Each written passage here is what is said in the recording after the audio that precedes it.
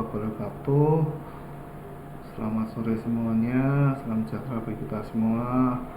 Mari kita mulai pertemuan ke 10 ya, berarti kita pertemuan kedua setelah UTS. Kemarin kita membahas anggaran biaya tenaga kerja. Sekarang kita belajar sama-sama membahas anggaran penyusunan anggaran biaya overhead pabrik. Oke. Ya. Kita lihat dulu. Oke, masuk ya. Ya. Penyusunan anggaran BOP.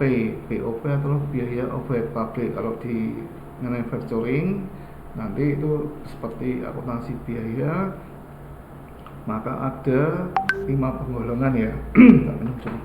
Yang pertama adalah biaya bahan baku. Yang pertama biaya administrasi dan umum atau BAU. Kemudian biaya pemasaran atau biaya marketing. Kemudian yang ketiga adalah biaya bahan baku atau bahan mentah. Ya, kemudian yang keempat adalah biaya tenaga kerja langsung. Ya. Dan yang kelima adalah biaya overhead pabrik ya. Ya, berarti istilahnya biaya overhead pabrik adalah selain dari yang pertama biaya administrasi dan umum BAU ya, dan kepegawaian BAUK ya, biaya umum administrasi dan umum dan kepegawaian. Kedua adalah selain biaya pemasaran atau marketing. Yang ketiga selain biaya bahan baku atau bahan mentah. Yang keempat adalah selain biaya tenaga kerja langsung, maka semua itu dimasukkan ke dalam biaya overhead pabrik.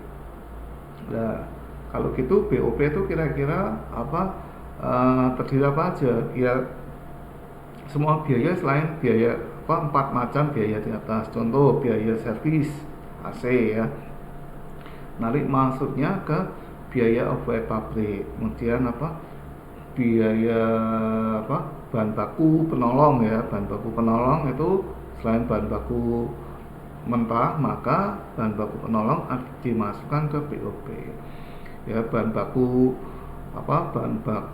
mentah itu atau utama itu adalah hasilnya kalau sudah diproses jadi barang, maka masih kelihatan intinya dari barang tersebut. Contoh ya, misalnya di pabrik kayu jati ya, nanti membuat furniture nanti akan masih kelihatan akan kayu jatinya ya, meskipun nanti di furniture yang terbaru ada sekarang dikasih kain ya, kasih di laminating ya, itu laminating kain itu adalah bahan baku penolong ya, kayak gitu. Nanti termasuk kardus ya, bahan pembungkus itu masuknya ke BOP.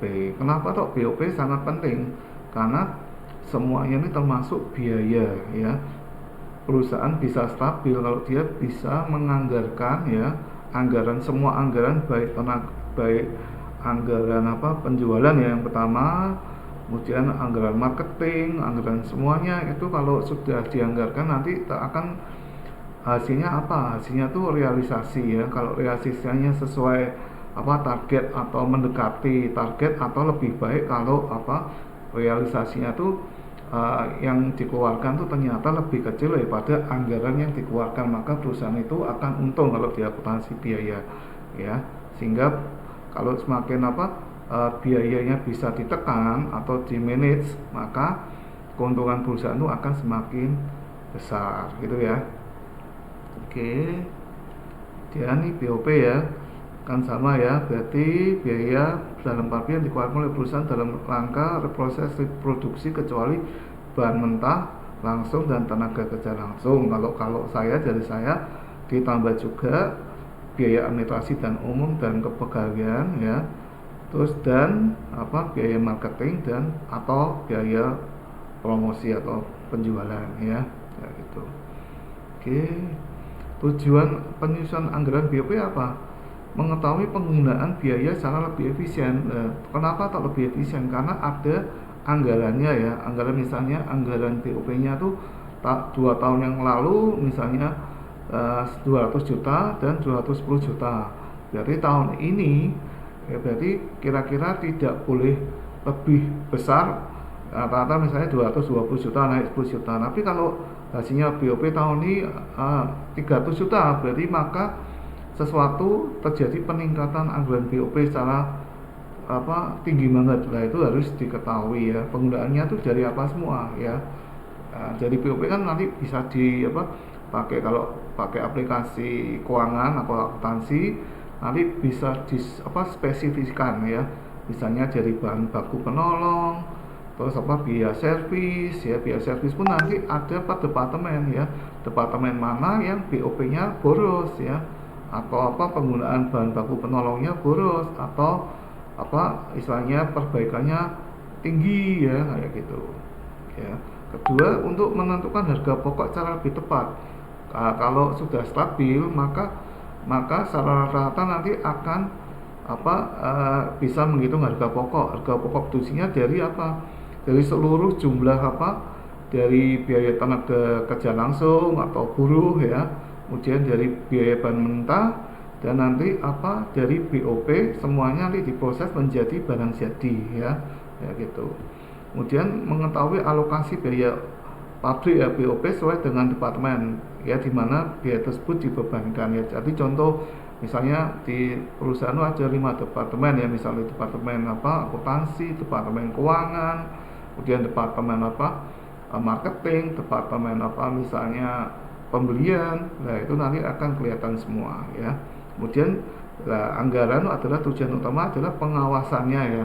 Itu tujuan semua anggaran adalah untuk controlling ya, sekaligus dari perencanaan nanti actuating dan reportingnya harus jelas ya gitu.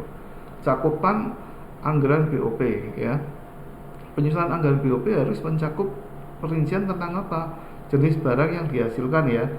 Nanti kalau di akuntansi biaya itu lebih skop lagi, nanti bisa nanti secara departemen 1 nanti hasilnya adalah biaya setengah jadi atau belum jadi ya, nanti dioperkan biaya departemen 2, departemen 3 semuanya nanti akan di skop menjadi biaya barang setengah jadi, nanti diakumulasikan nanti ke barang jadi ya. Kemudian jumlah barang yang diproduksi, nah untuk nanti kalau semua biaya tersebut sudah ditotal semua, nanti akan dibagi dengan jumlah produksi yang dihasilkan, maka akan ketemu harga pokok barang jadinya ya gitu. Departemen di mana dia biaya tersebut dialokasikan, nanti akan ketahuan departemen mana yang anggaran BOP-nya menjeglek atau terjadi kerugian atau terjadi peningkatan, nanti akan tahu.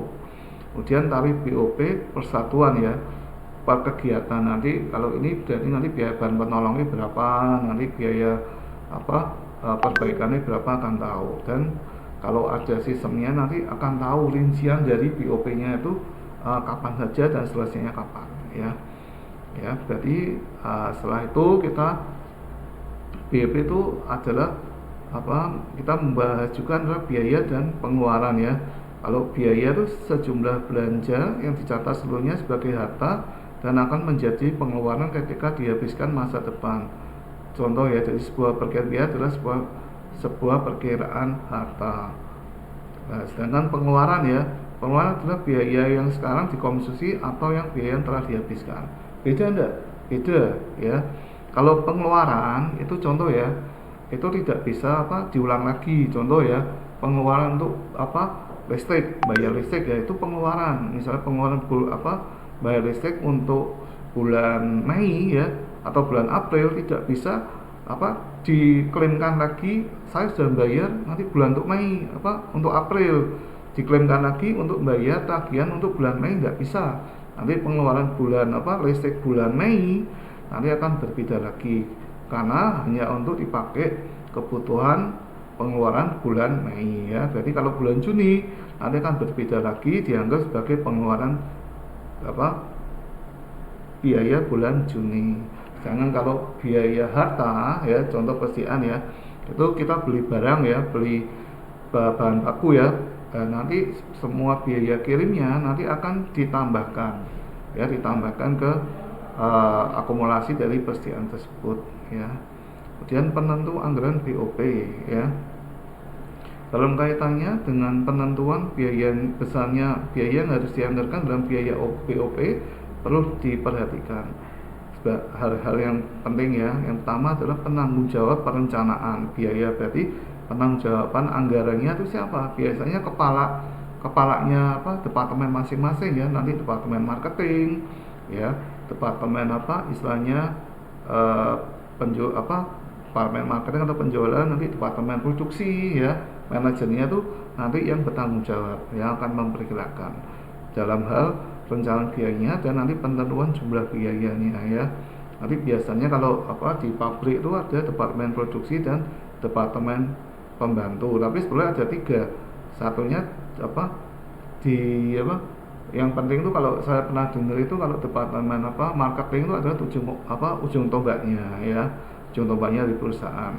Tapi kalau departemen yang menghabiskan itu adalah departemen akuntansi dan keuangan. Itu cuma joke aja. Oke, kemudian jenis biaya berdasarkan sifat biaya ini sesuai akuntansi ya. Yang pertama adalah biaya tetap. Biaya tetap itu total gini, dia mau produksi untuk barang dalam skala 1000 maupun 5000, biaya tetapnya adalah 5 juta ya.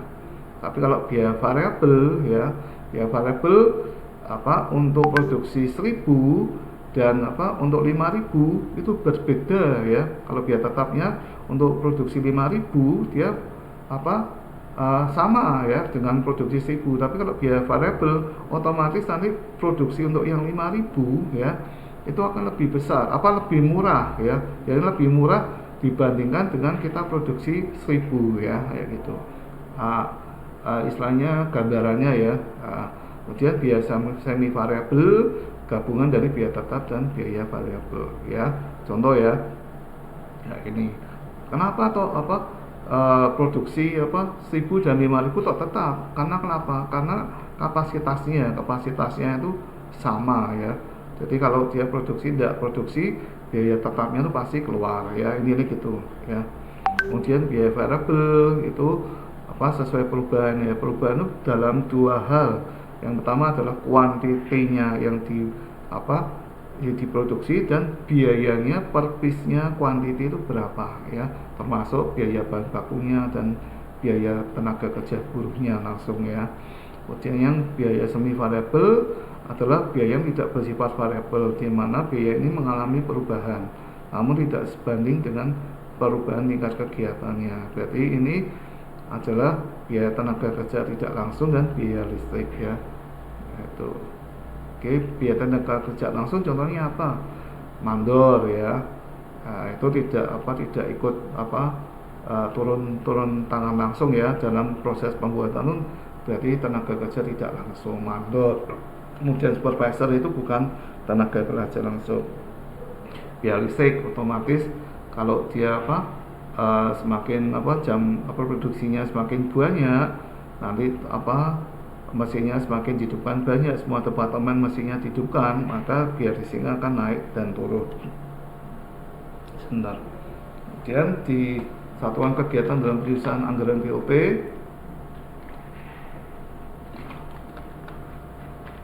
di bagian produksi ya, nanti ada material cost ya, kemudian direct labor cost, direct machine hours ya, dan produksi output. Kemarin kita sudah belajar ya di anggaran biaya tenaga kerja nanti ada 2 ya, direct labor cost dan direct machine hours ya. Itu di bagian jasa pembantu ada direct labor hours dan kilowatt hours, direct labor hours, dan nilai pembelian bahan mentah ya. Ini contohnya ya. Contohnya perusahaan sebenarnya tidak kelihatan, sama saja. Perusahaan memproduksi barang X melalui 2 departemen ya, departemen produksi dan departemen jasa ya. BOP-nya departemen produksi A 12 juta, produksi B-nya 9 juta, departemen jasa 1 3 juta, dan departemen jasa 2 2.400.000. Maka hitunglah ini ya. Maka hitunglah BOP neto departemen jasa saling memberi dan menerima jasa. Nanti ini besok keluar ya, ini besok keluar. Oke, nanti tolong dipelajari. Ini persis apa akuntansi biaya ya. Kemungkinan kalau di S1 manajemen atau S1 bisnis dapat ya mata akuntansi biaya, meskipun hanya akuntansi biaya 1 aja. Tapi kalau di accounting ada akuntansi biaya 1 dan akuntansi biaya 2. Ini jawabannya ya. Oke, ini tak ulangi lagi ya. Ini adalah soalnya. Ini soalnya ya, ada 2 departemen ya, departemen A dan departemen B. Tapi departemen produksinya lewat departemen A dan departemen B lewat melalui 2 departemen jasa 1 dan jasa 2.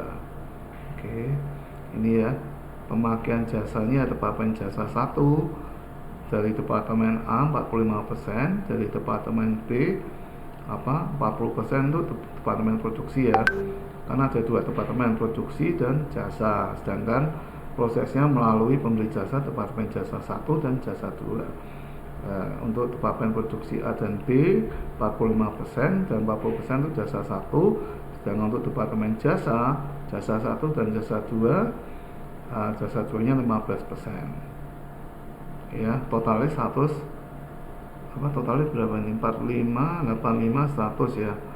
Kalau yang ini departemen jasa 2 nya berarti 40, 80, 100 juga 100% ya. Diminta hitung BOP neto departemen jasa setelah saling memberi dan menerima jasa. Hitung BOP keseluruhan departemen produksi setelah menyerap departemen jasa. Ini memang harus nanti lebih aware ya, nanti harus diperhatikan ya, karena ini enggak terlalu gampang ya. Nanti ini buat ngitung harus harus dipahami dulu ya angka-angkanya. Hitung biaya tiap departemen jasa. Asumsi ya, misalnya departemen jasa 1 X, maka dibuat persamaan ya. Maka X sama dengan X itu adalah departemen jasa 1 sama dengan 3 juta ditambah 0,2 ya. Jasa 1 0,2 itu dari departemen jasa ya, yang 20%. Kemudian departemen jasa 2 dianggap Y sama dengan 2.400.000 ya. X itu yang departemen jasa 1, jasa 2 adalah Y sama dengan 2.400.000 tambah 0,15 X ya. Ya. Jasa 2 adalah Y ya. Maka persamaannya adalah X 3.000 tambah 0,2 ya, Y-nya dimasukkan ya. Berarti kalikan disubstitusikan ya. Y sama dengan 2.400.000 tambah 0,15 X. Berarti sama dengan 3 juta tambah 480 tambah 0,03 X ya. X kurangi 0,03 X sama dengan 3 juta tambah 480, berarti 0,97 X sama dengan 3 juta 480, X sama dengan 3 juta 587 629. Setelah ketemu X nya, maka dimasukkan ke dalam rumus Y nya ya. Y sama dengan 2 juta 400 tambah 0,15 X. X nya dimasukkan 3 juta 587 630. Y nya adalah 2 juta 938.144 rupiah ya. Gitu. Setelah itu ketemu ya, maka kita menghitung JOP dari BOP itu di departemen jasa 1 dan jasa 2 ya. Tinggal masukkan aja, BOP nya kan 3 juta ya, BOP jasa 1 3 juta ya. Kemudian BOP nya jasa 2 dimasukkan 2.400.000. Menerima itu ya, ini kan ada rumusnya yang 587.629 itu dari 3 juta 563 dikurangi 3 juta, maka selisihnya 587 itu dimasukkan ke menerima ya. Sedangkan yang jasa 2 menerimanya berapa? 538.144 dimasukkan ke menerima plus. Sedangkan yang memberi dibalik ya, ya, karena jasa 1 memberi dan saling menerima, maka BOP nya neto jasa 1 3.419.000 9.485, sedangkan BOP Departemen Jasa 2 adalah 2.350.515 ya. Langkah 3-nya nanti ini bisa buat apa, satu soal ini nanti bisa menjadi 4 soal atau 5 soal ya, gitu. Kemudian ya ini contoh BOP produk A, anggaran 12 juta. Kita lihat ini ya, Departemen produk A. Berarti yang pertama nyari jasa 1, jasa 2-nya, baru nanti kita Departemen A dan Departemen B-nya ya. Ini Departemen A-nya 12 juta, Departemen B-nya 9 juta ya. Masukkan lagi alokasi BOP dari Departemen Jasa adalah 45% ya, 45%. Terus dari mana? Dari Departemen Produksi A ya, 45% untuk A dan B-nya 40%. Tinggal dimasukkan aja. Ya, kalikan 3.445 untuk jasa 1 dan 2.350 untuk jasa 2. Ya, kayak gitu. Ada pertanyaan? Oke, tidak ada. Ini langkah 3, maka diisikan semua. Jadi BOP netonya adalah 14.642.783 dari Departemen. Gitu. Iya. Selamat di jurnal terus. Enggak, saya satu-satu jurnal. ajar Bu. Oke, kemudian dari Departemen Produk B 11.757.215. Ya, ini latihan kedua ya, PT Cantika memproduksi 3 jenis produk X, Y, Z. Kemudian 3 produk tersebut diproses menjadi 2 departemen ya, dan 2 departemen jasa. Jadi departemennya ada 2 ya, Departemen Produk A dan Produk B. Tapi produknya nanti ada 3 ya, kayak gitu. Maka BOP yang dianggarkan setahun adalah berapa? Ya, ini lebih ringket lah, lebih sulit lagi ya, karena ada 3 produk.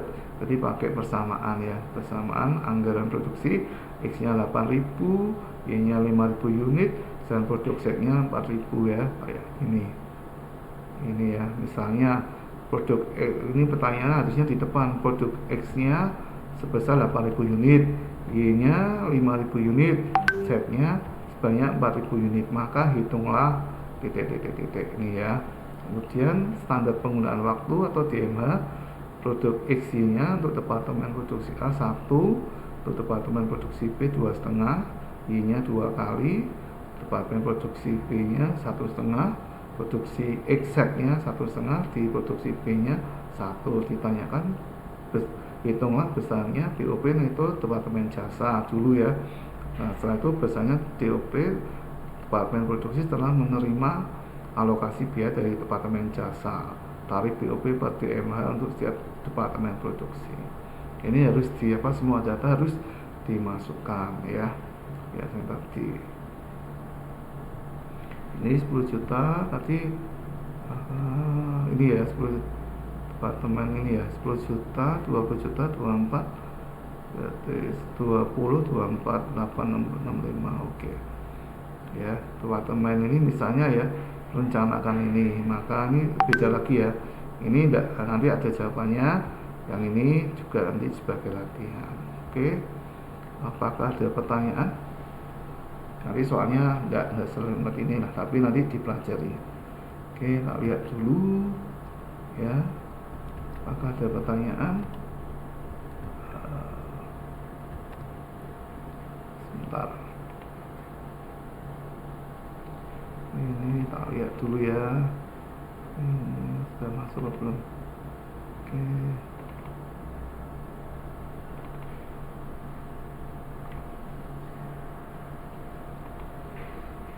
Kalau ada pertanyaan, jika tidak ada, saya akhiri terlebih dahulu. Saya mohon pamit. Wassalamualaikum warahmatullahi wabarakatuh. Semoga insya Allah kita ketemu di pertemuan ke depan Selasa malam. Oke.